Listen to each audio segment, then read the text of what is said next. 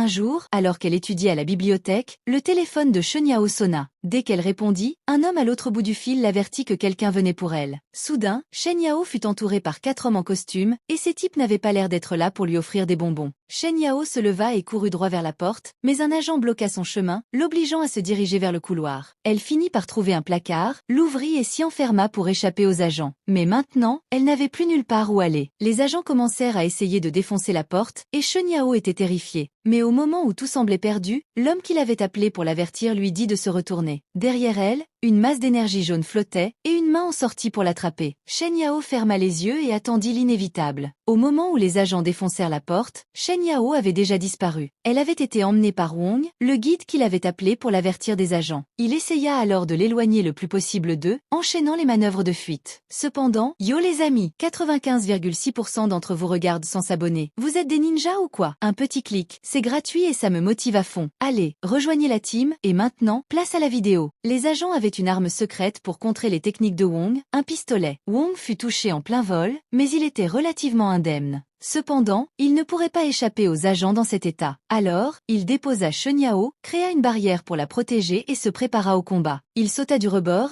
et dès qu'il atterrit, il asséna un coup de poing à l'un des agents, un coup si puissant qu'il dut sûrement entendre les cloches sonner. Un autre agent se précipita pour l'attaquer, mais Wong le repoussa tout en tenant en respect 2 autres agents. Finalement, l'un d'eux parvint à le plaquer au sol et le projeta en l'air. Après une brève lutte aérienne, l'homme réussit à écraser Wong contre un bâtiment avec l'aide de ses 3 alliés. Mais lorsque la poussière retomba, les 3 alliés étaient KO. Wong, quant à lui, était parfaitement indemne. Cependant, il était probable qu'au moins 10 personnes innocentes venaient de mourir dans ce bâtiment. Wong avait encore un agent en face de lui. Il flotta hors du bâtiment et enleva sa veste, car les choses allaient devenir sérieuses. L'agent, lassé de perdre du temps, décida de tout donner. Il souleva un deuxième bâtiment pour l'utiliser comme projectile. Les gens dans ce bâtiment auraient probablement préféré se faire porter pâle aujourd'hui. L'agent lança le bâtiment sur Wong, mais sans même transpirer, ce dernier l'attrapa avec ses pouvoirs, le brisa en morceaux et renvoya les blocs vers l'agent. Ce dernier essaya de se défendre, mais Wong compressa simplement tous les blocs jusqu'à provoquer une explosion massive. En voyant Wong et l'agent dans une version miroir du monde, Wong fut agacé. Les choses avaient pris une tournure problématique, et cela allait lui causer bien des ennuis. Mais avant tout, il devait régler le compte de l'agent. Ce dernier sortit son pistolet et le pointa sur Wong. Sérieusement, que pensait-il pouvoir faire avec une arme, alors que Wong venait d'arrêter un bâtiment une minute plus tôt? Mais rien de tout cela n'avait d'importance, car le pistolet ne fonctionnait pas dans cette dimension. De toute façon, Wong n'avait plus de temps. L'énergie jaune commença à l'entourer, et ce faisant, elle repoussa l'agent dans l'eau. Le temps se mit alors à rembobiner, et Wong espéra que les choses se dérouleraient différemment dans la prochaine boucle. Finalement, tout revint à la normale. Shen Yao se réveilla à son bureau, dans la bibliothèque. Elle n'avait aucun souvenir de ce qui venait de se passer. À côté d'elle, un jeune Wong se tenait debout et lui demandait de l'aide, car il ne comprenait pas ses devoirs de maths. Les années passèrent, et tout le monde se retrouva à une soirée de lycée. Ils jouaient à Jenga, et c'était au tour de Chao de jouer. Mais lorsqu'elle croisa le regard de Wong, elle fut troublée et fit tomber la tour. Selon les règles du jeu, celui qui faisait tomber la tour devait révéler un secret. Alors, le groupe demanda à Shen Yao de leur dire qui était son crush. Wong commença à sourire en entendant cela, et ses camarades se moquèrent de lui car il était impossible que Shen Yao puisse aimer un PNJ aussi ordinaire que lui, mais à la surprise générale, y compris celle de Wong, Shen Yao avoue qu'elle l'aime vraiment. Elle précise bien qu'elle ne plaisante pas, car elle l'aime depuis le jour où ils se sont rencontrés au collège. Wong est sous le choc. Se faire avouer ses sentiments par Shen Yao est un rêve qui se réalise. Normalement, cela aurait été le jour le plus heureux de sa vie, mais juste après la soirée, il est kidnappé et se fait tabasser près de la rivière. Wong n'a jamais rencontré ces gens de sa vie, mais leur patron, Saint-Jean, a un crush sur Shen Yao. Après avoir appris que Shen Yao aimait Wong, au lieu de lâcher l'affaire et de passer à autre chose, il a décidé de traîner Wong près de la rivière et de le menacer de mort par l'intermédiaire de ses sbires. Wong reconnaît Saint-Jean comme le chef d'un gang notoire et se souvient aussi avoir entendu qu'il harcelait constamment Shen Yao. Il comprend donc ce qui se passe, mais il ne peut rien faire contre autant d'adversaires. Saint-Jean appelle alors Shen Yao en visio via le téléphone de Wong et lui montre l'état pitoyable de son crush. Shen Yao est horrifié de voir ce que Saint-Jean a fait à Wong. Ce dernier crie alors à Saint-Jean de la laisser en dehors de tout ça, car il ne veut pas qu'elle s'inquiète pour lui. Mais Saint-Jean est bien décidé à lui faire regarder l'humiliation de Wong. Il lui dit que ce dernier est un vrai loser et qu'il n'a pas le droit de sortir avec quelqu'un d'aussi parfait que Shen Yao. Il ordonne ensuite à Wong de jurer qu'il ne s'approchera plus jamais d'elle, sinon ses hommes le jetteront dans la rivière. Wong pourrait choisir la solution facile et jurer qu'il ne lui parlera plus jamais, mais il ne trahira jamais Shen Yao. À la place, il donne un violent coup de tête à celui qui le tient. C'était un sacré coup de tête, mais malheureusement, il était si puissant que l'homme lâche Wong par accident, et celui-ci finit par tomber dans la rivière. Saint-Jean commence à paniquer, car il n'avait jamais prévu de le tuer. Il voulait juste lui faire peur pour qu'il ne lui vole pas Shen Yao. Il appelle frénétiquement Wong pour voir s'il va bien, mais personne ne répond. Alors, Wong est probablement mort, ce qui signifie que Saint-Jean vient de commettre un meurtre, et il a laissé Shen Yao en être témoin. Pendant ce temps, sous l'eau, Wong est en train de se noyer, mais il ne fait même pas l'effort de se sauver. S'il ne peut pas protéger celle qu'il aime, alors il n'y a plus de raison de rester en vie. Alors que sa vie défile devant ses yeux, il a une vision de son enfance. Il venait de s'enfuir d'un combat, et selon les standards du collège, cela avait instantanément détruit toute la popularité qu'il avait. Pour enfoncer le clou, il entend 2 filles parler de lui en disant qu'il est un pleurnichard. Les heures passent, et à la fin de la journée, tout le monde rentre chez soi. Mais Wong reste là et continue de broyer du noir. Finalement, Shen Yao sort de l'école, mais elle s'arrête dès qu'elle remarque Wong assis près du portail. Elle lui demande ce qui ne va pas. Wong reste silencieux. Alors Shen Yao suppose qu'il a dû oublier son parapluie et lui propose de partager le sien pour rentrer ensemble. Wong refuse son offre et dit qu'il peut rentrer seul. Mais Shen Yao lui rappelle qu'il pleut toujours et qu'il n'a pas de parapluie, alors il va être trempé. Wong réalise qu'elle a raison, mais il dit qu'il peut attendre ici que la pluie s'arrête. Shen Yao trouve Wong vraiment drôle, mais elle remarque une coupure sur son bras et lui demande de la lui montrer. Wong refuse d'abord, mais Shen Yao insiste, disant qu'elle veut juste l'aider à soigner la blessure. Wong finit par accepter. Shen Yao lui met alors un pansement sur le bras et souffle un baiser dessus pour qu'il guérisse plus vite. Et à ce moment précis, Wong avait déjà imaginé les 50 prochaines années de sa vie avec elle. Il la remercie pour son aide, et à partir de ce moment, ils deviennent inséparables. De retour au présent, Wong se réveille dans l'eau et remarque une lumière au fond de la rivière. Il a déjà coulé trop profondément pour pouvoir remonter à la surface avant de se noyer. Alors il décide de se donner à fond et nage vers le bas pour vérifier la lumière avant de mourir. Une fois en bas, il trouve un petit cube lumineux, le ramasse, et avant même de réaliser ce qui se passe, le cube s'active et entre en lui. Soudain, Wong ressent une douleur immense dans tout son corps.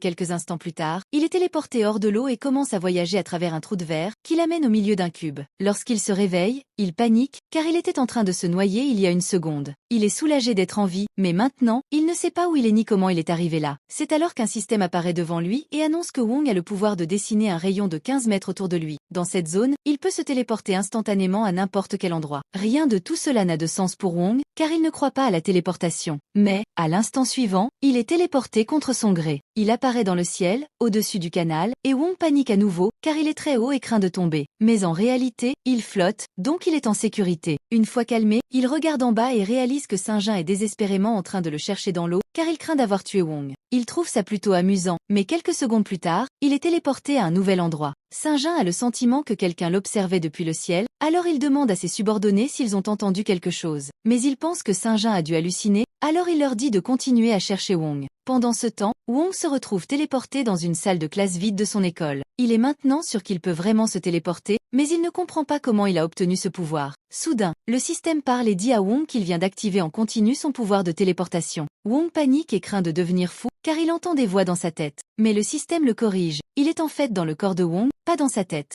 Ce n'est toujours pas très rassurant. Alors Wong lui dit de sortir de son corps, mais le système l'ignore et l'avertit que quelqu'un approche. Un membre du personnel marche vers la salle de classe, car il a entendu un bruit bizarre provenant de l'intérieur. Mais lorsqu'il ouvre la porte, il ne voit qu'une salle de classe vide, avec une flaque d'eau sur le sol. Wong a réussi à rentrer chez lui, alors il décide de prendre une douche pour se détendre. Une fois la douche terminée, il sort son téléphone, et, bizarrement, il fonctionne encore, même s'il était au fond de la rivière avec lui. La première chose qu'il fait est d'appeler Shen Yao pour lui dire qu'il est en vie. Dès que Shen Yao répond, elle commence à lui demander frénétiquement s'il va bien. Il lui dit qu'il va bien, mais elle pense que Saint-Jean est allé trop loin. Alors elle demande à Wong s'il devrait le dénoncer à la police. Honnêtement, Shen Yao aurait dû appeler la police dès qu'elle a vu Wong tomber du pont. Mais Wong lui dit que ce n'est pas nécessaire. Il a réussi à s'échapper sans que Saint-Jean ne le repère. Donc, pour l'instant, il est probablement encore en train de chercher son corps dans la rivière et de s'inquiéter de la prison qui l'attend. Bref, il s'est passé beaucoup de choses aujourd'hui. Alors Wong lui dit de se reposer pour aujourd'hui et raccroche. Il s'allonge ensuite sur son lit et se demande ce qu'il va faire de son système, car personne ne le croirait même s'il leur en parlait.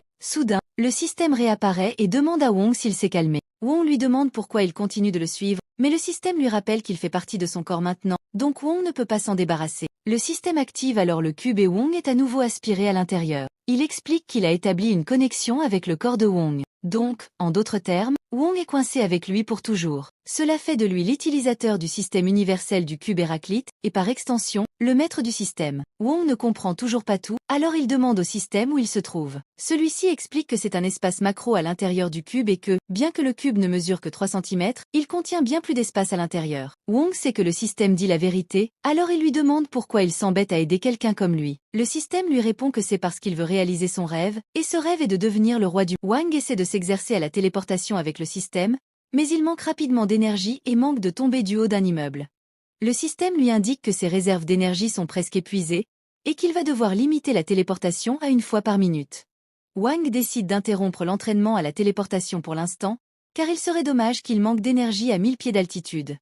Le système lui indique qu'il existe un moyen plus sûr de s'entraîner, car en théorie il devrait pouvoir utiliser ses pouvoirs pour voir tout ce qui se trouve dans un rayon de 15 mètres. Wang décide d'essayer.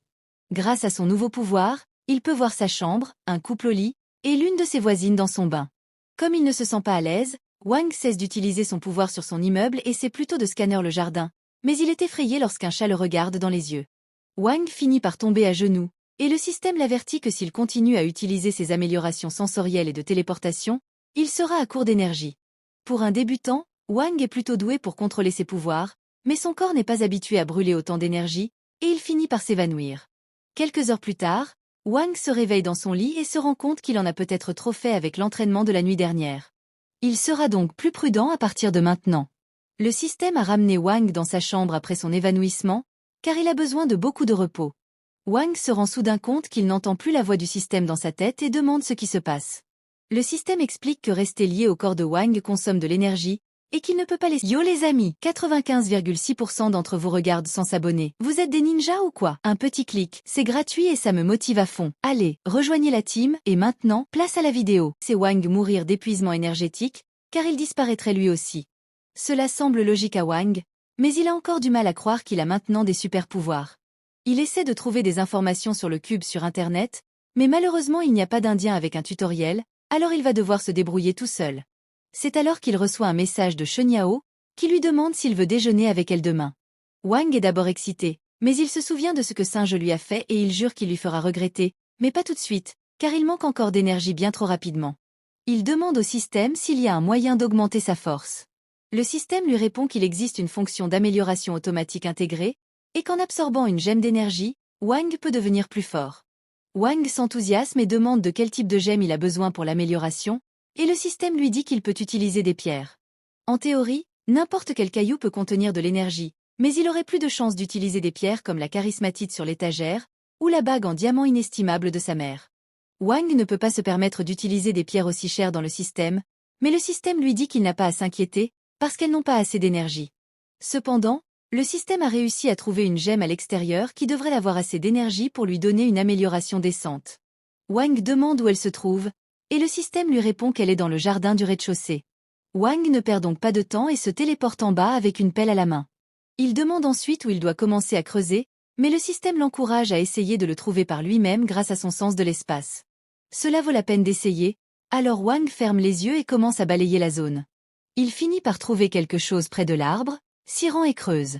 Il a du mal à croire que ce rocher renferme vraiment de l'énergie, car il ressemble à un simple caillou orange vif, mais le système lui assure qu'il peut être utilisé pour sa mise à niveau. Wang demande ce qu'il doit faire ensuite, et le système lui dit de placer la pierre précieuse dans son cube intérieur. Wang entre dans l'espace du cube et tient la pierre contre le mur. Quelques secondes plus tard, elle est absorbée.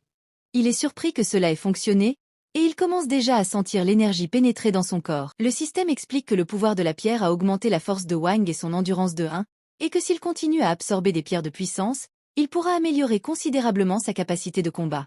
Le lendemain matin, Wang se réveille et sort du lit, mais il est encore endormi parce qu'il a passé toute la nuit à chercher des pierres de puissance. Il se souvient soudain qu'il doit aller à l'école aujourd'hui, il se dépêche donc de se préparer et se rend en classe quelques minutes plus tard.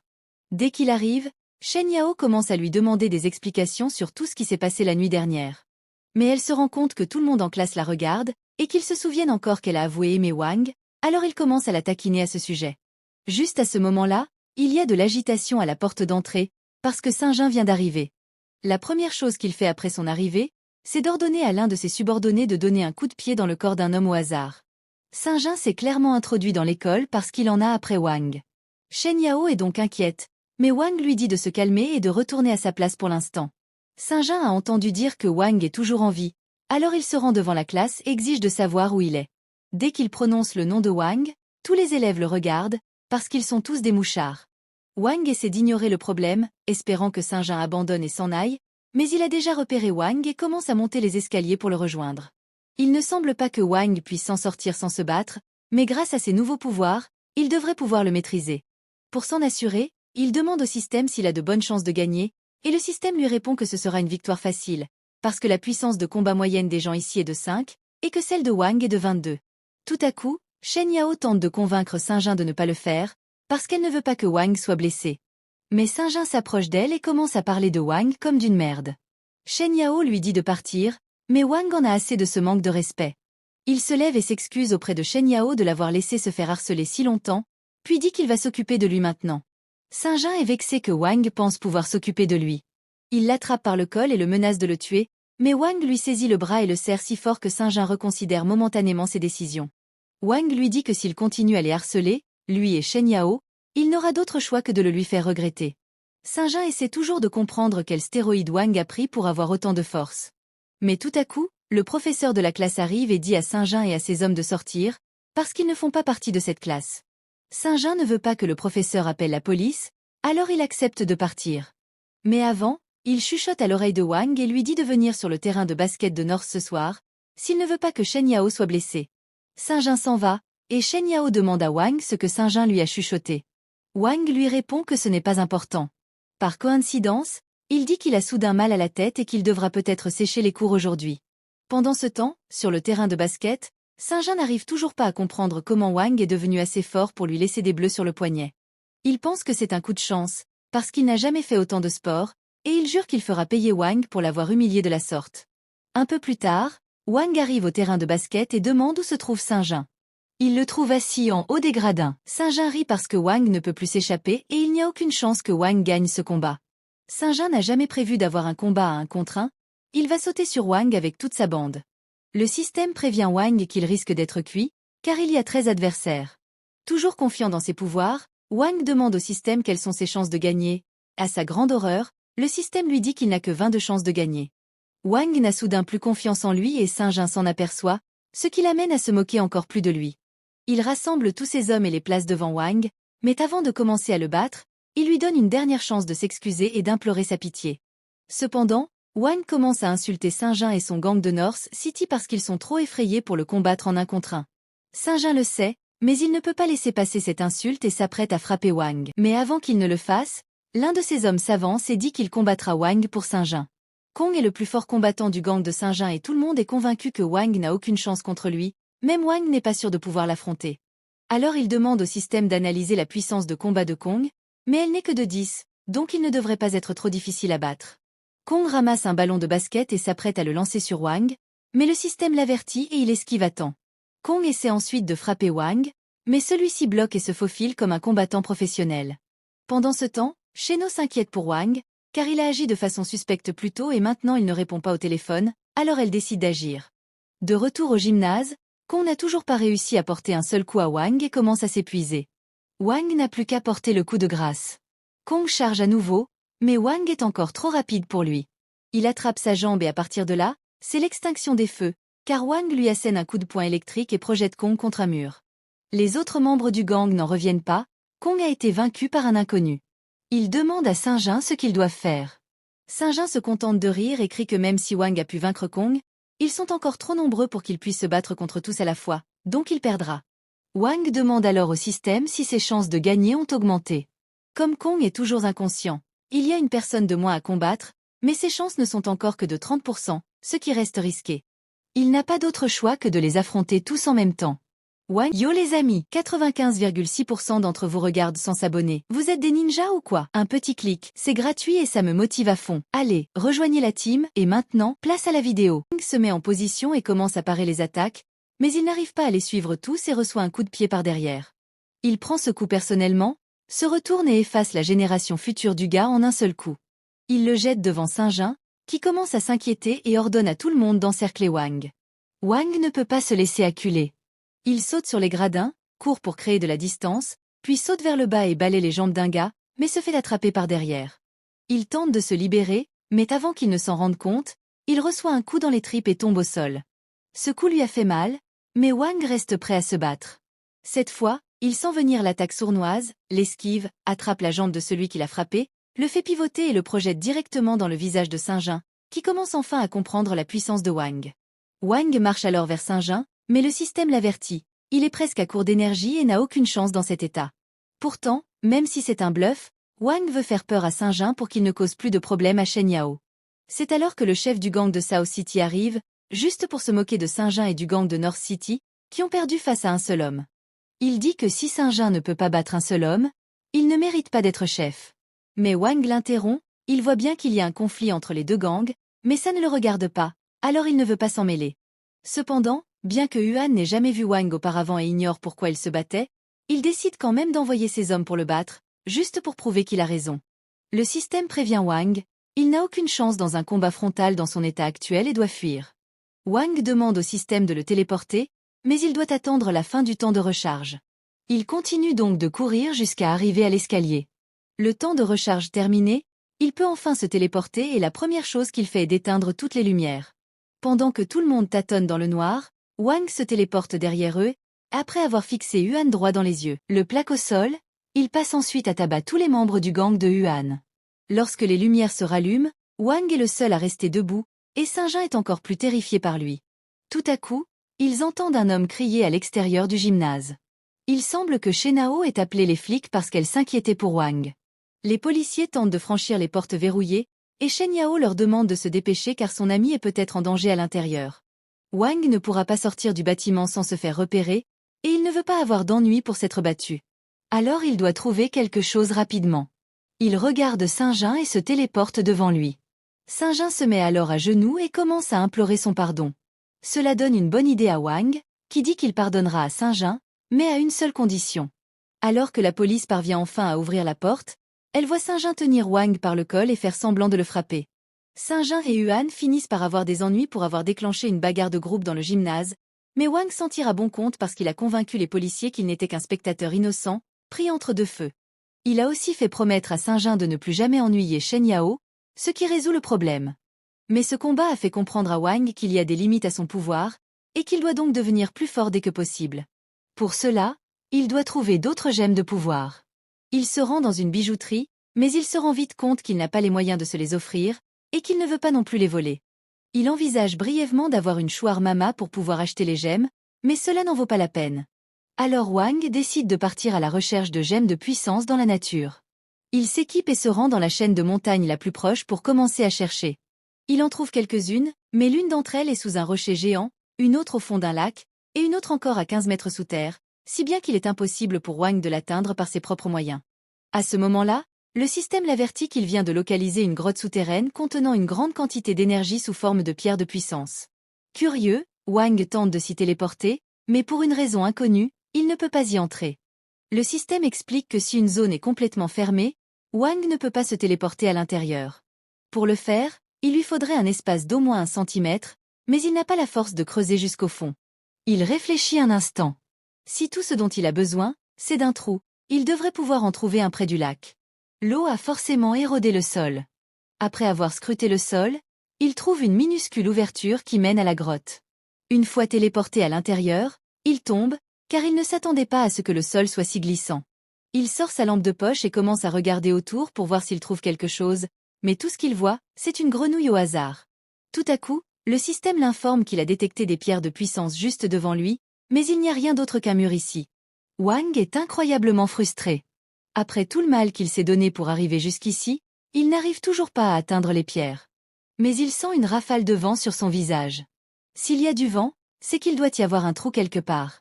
Dès qu'il trouve la brèche, Wang se téléporte à l'intérieur. Il se retrouve dans une toute nouvelle section de la grotte. Il fait quelques pas en avant, mais il n'a pas fait attention, et manque de tomber du bord d'une falaise.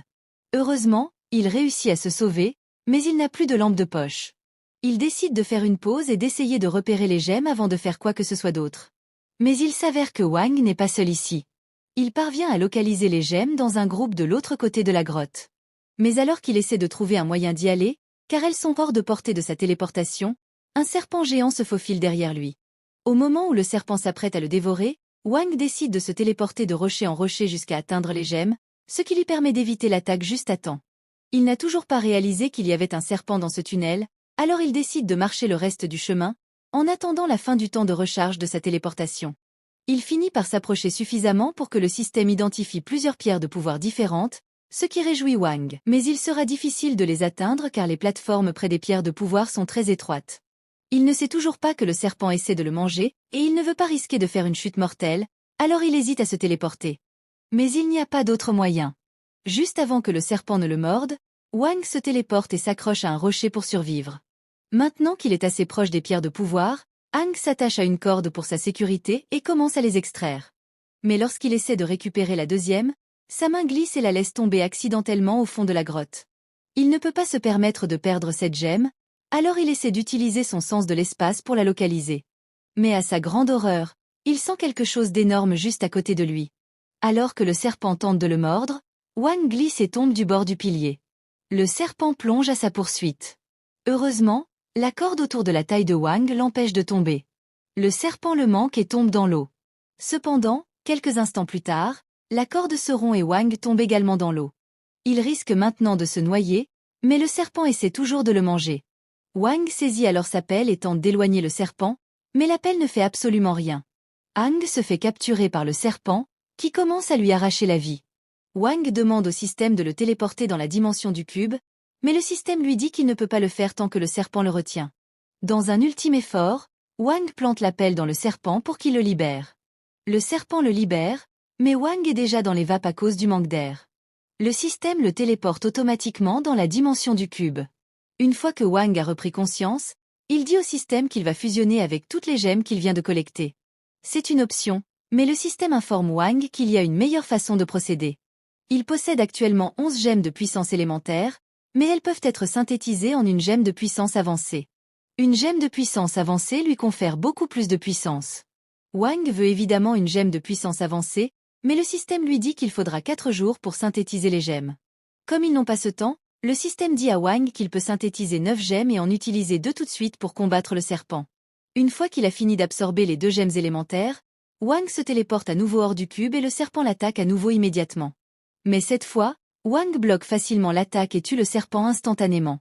Wang est honnêtement déçu que le combat ait été si facile, car il s'attendait à un défi plus important, mais il est tout de même reconnaissant de cette victoire. Il entre dans l'eau pour jeter un coup d'œil au cadavre du serpent, mais à sa grande surprise, il y trouve une autre gemme de puissance. Et celle-ci est vraiment très belle. Alors Wang a une bonne idée de ce qu'il va en faire. Pendant ce temps, Saint-Jin et Huan se rencontrent dans un club. Huan semble bien décidé à se venger de Wang. Han veut se venger de Wang, mais Saint-Jin ne pense pas que cela vaille la peine, parce qu'il n'y a aucun moyen de le battre. Même avec la force combinée de leurs 2 gangs, Wang les écraserait toujours. Mais Huan a un plan. Il dit à Saint-Jin que Luo est de retour en ville, et dès que Saint-Jin entend ce nom, il est terrifié. Il crie à Huan, parce que ce serait une condamnation à mort que d'envisager de demander de l'aide à Luo. Mais Huan n'est pas assez stupide pour le faire. En revanche, il est assez stupide pour penser qu'il peut manipuler Luo afin qu'il se débarrasse de Wang pour eux. Il rappelle à Saint-Jin que si Luo a quitté la ville il y a 2 ans, c'est parce qu'il s'est battu avec quelqu'un de plus fort que lui, un certain Shiku. Saint-Jin ne sait pas grand-chose sur Shiku, mais il se souvient que Shiku avait quelque chose à voir avec Shenao. Huan continue de parler de son plan. Luo est très remonté contre Shiku. Alors, s'ils jouent bien leurs cartes, ils pourront peut-être forcer Wang à se battre avec Luo en utilisant Shenao comme appât. Le lendemain, Aang est censé rencontrer Shenao pour un rendez-vous, mais elle est en retard, et lorsqu'il essaie de l'appeler au téléphone, elle ne répond pas. Il trouve cela étrange, car Shenao n'ignore jamais ses appels, mais elle est peut-être simplement occupée. Alors, il décide d'attendre un peu plus longtemps qu'elle arrive. Cependant, il finit par entendre quelqu'un parler d'un incident qui s'est produit dans le complexe d'appartements où Shenao habite. Et W.H. Wang a un mauvais pressentiment à ce sujet. Alors, il part en courant pour aller voir Shenao. Mais, à son grand désarroi, lorsqu'il arrive, il trouve l'endroit envahi de voitures de police et la mère de Shenao pleure, parce que Shenao a été kidnappée. La police dit qu'elle va enquêter pour retrouver Shenao, mais Aang n'a pas l'intention d'attendre. Il doit découvrir qui est derrière tout ça.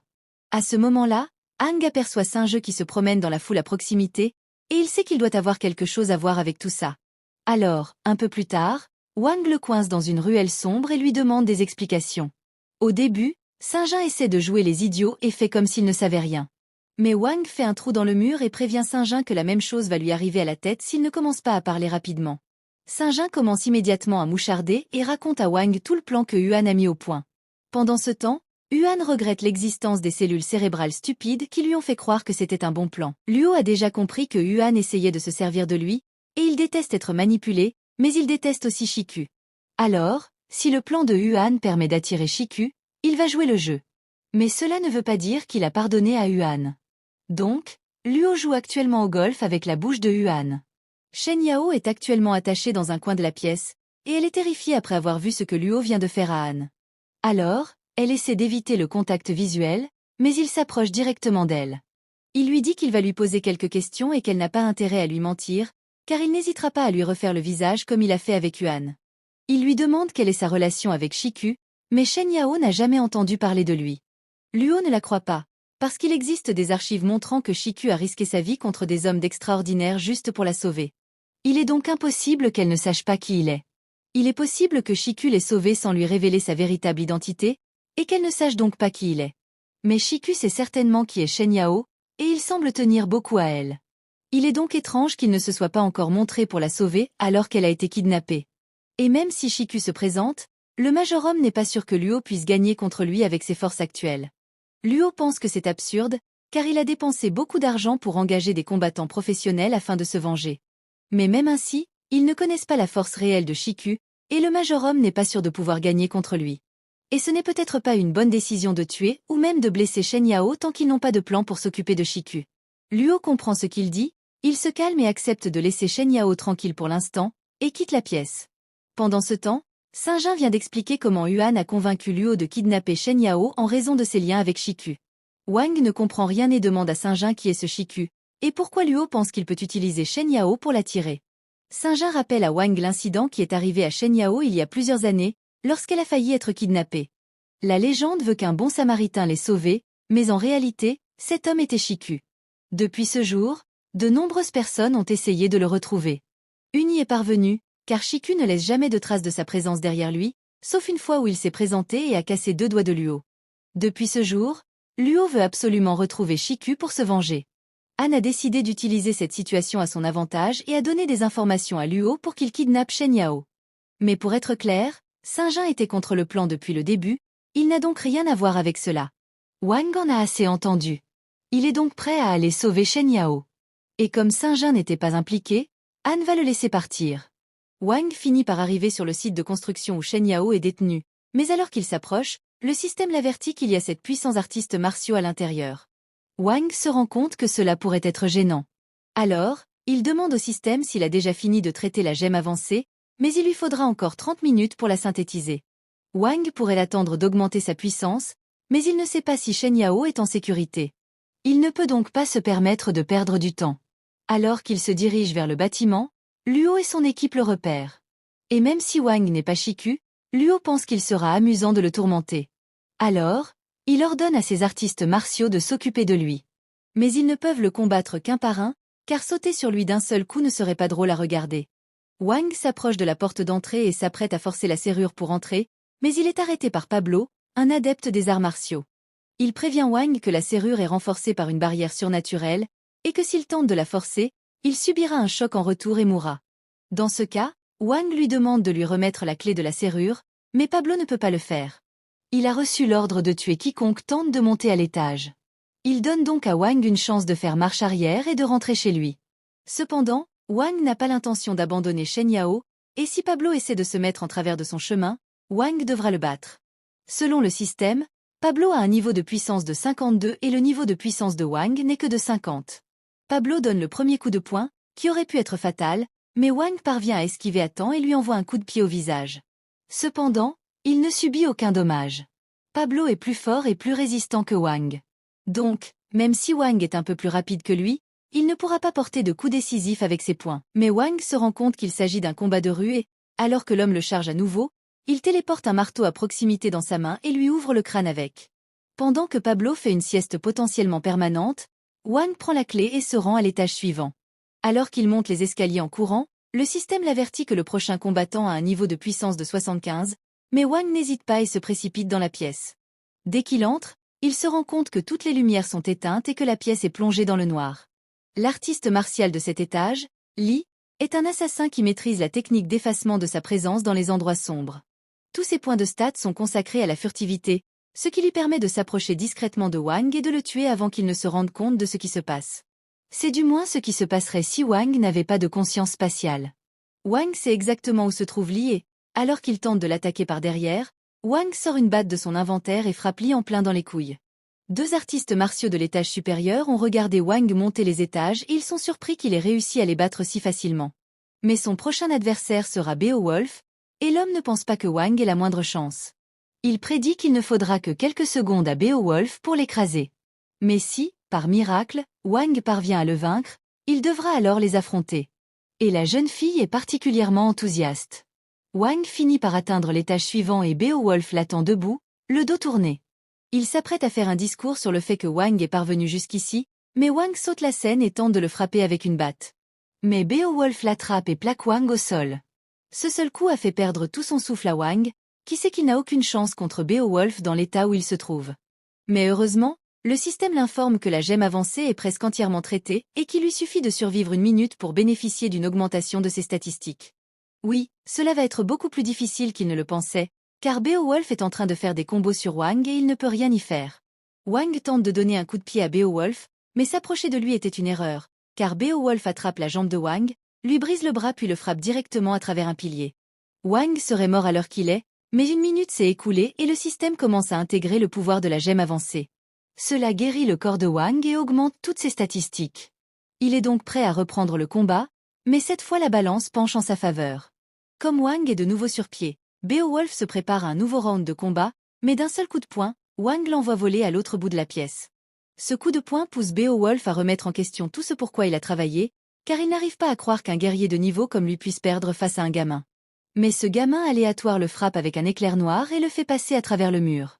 Luo a regardé tout ce qui se passait sur les caméras et il est furieux que les artistes martiaux hautement qualifiés qu'il a payés perdent contre un gamin dont il n'a jamais entendu parler. Il aurait peut-être mieux valu qu'il saute sur Wang, mais le majordome l'assure que les deux prochains artistes martiaux le vaincront à coup sûr. Ils font partie de l'Alliance des arts martiaux Millions et on peut dire qu'ils sont de vrais professionnels.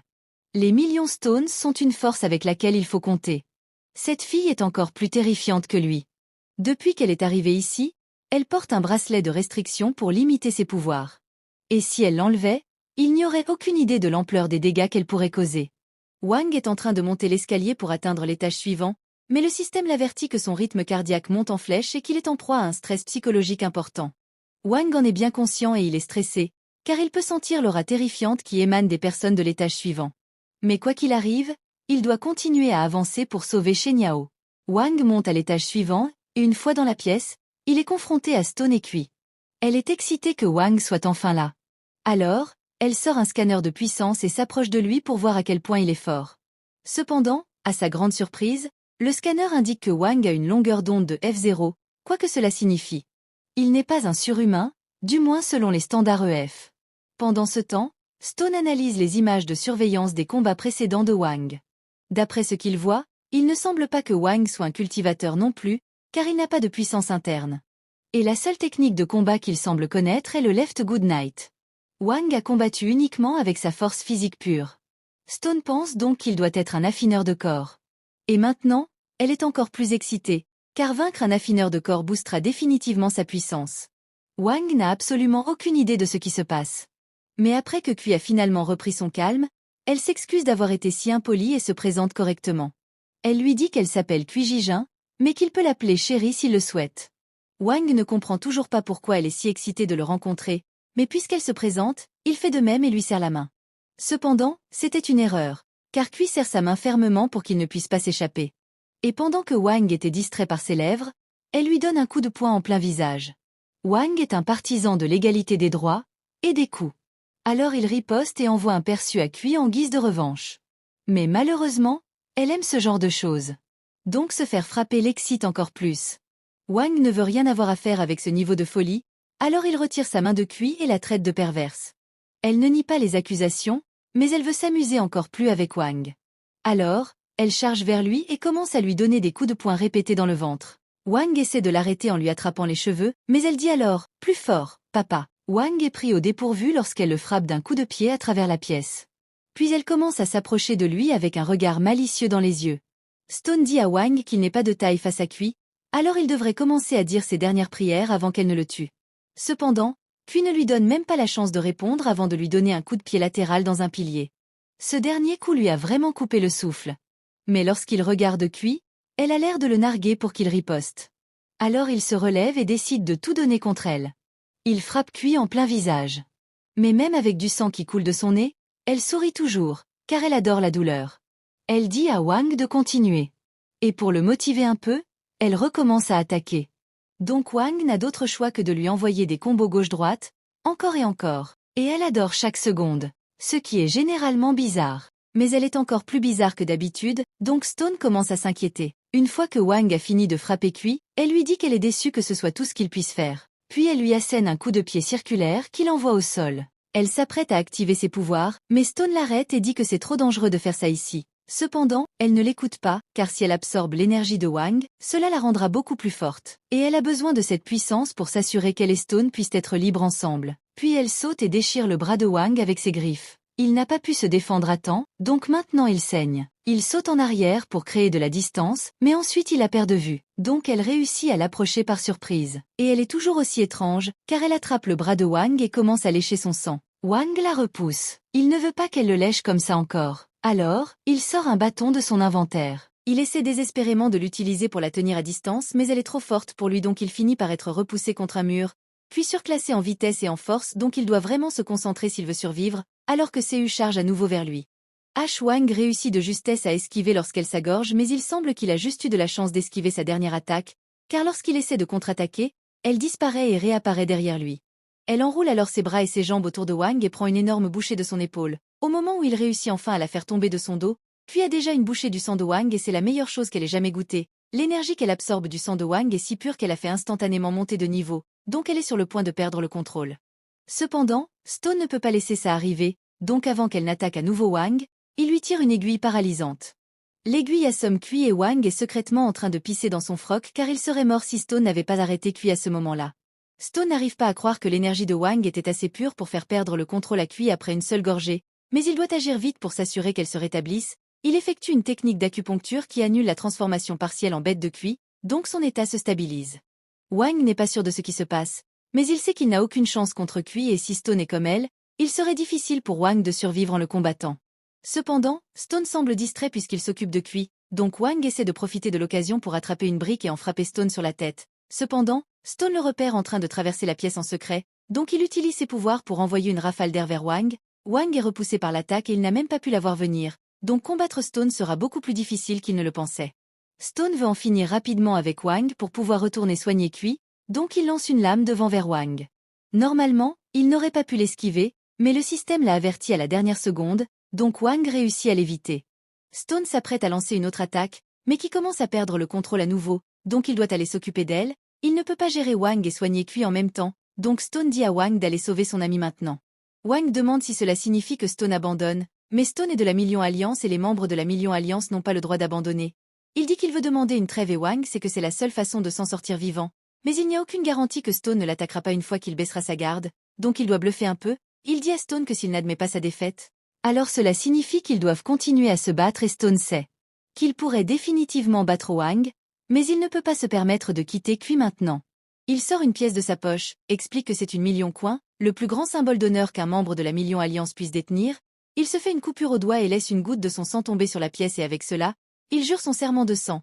Il promet qu'il n'attaquera plus Wang s'il accepte la trêve, et si Stone brise le serment pour une raison quelconque, alors il se transformera immédiatement en poussière. Un serment de sang est une affaire sérieuse, donc Wang sait qu'il peut faire confiance à la parole de Stone, mais il en prend quand même une vidéo pour s'amuser. Wang commence vraiment à énerver Stone, mais il a déjà fait le serment, donc il lui donne juste la pièce et lui dit de partir maintenant. Mais avant que Wang ne parte, il s'assure de bien enfoncer le clou en disant à Stone qu'il a été forcé d'accepter une trêve avec quelqu'un comme lui. Wang part alors, donc Stone appelle un de ses alliés pour l'informer de ce qui s'est passé. Il dit à Misha qu'il annule la mission d'entraînement en cours et elle est surprise d'entendre cela. Elle lui demande si quelque chose de grave s'est passé. Stone explique qu'il a eu un petit accident, donc elle est actuellement inconsciente. Il ne peut pas expliquer les détails au téléphone, donc il demande à Misha de le rejoindre bientôt. Cependant, tout à coup, L'appel de Misha devient silencieux. Stone commence à l'appeler pour voir si elle va bien, mais Misha est actuellement inconsciente sur un toit et celui qui l'a attaqué est Shiku. Pendant ce temps, retour sur le chantier. Luo a cessé de regarder les images de surveillance il y a un moment, car il pensait qu'il n'y avait aucun moyen que Wang puisse vaincre Stone et Kui. Mais alors, son dernier assassin, Shu, se lève et commence à marcher vers l'escalier. Luo demande à Shu ce qu'il fait. Shu explique que tous les autres assassins ont été vaincus, donc il va rejoindre le fun.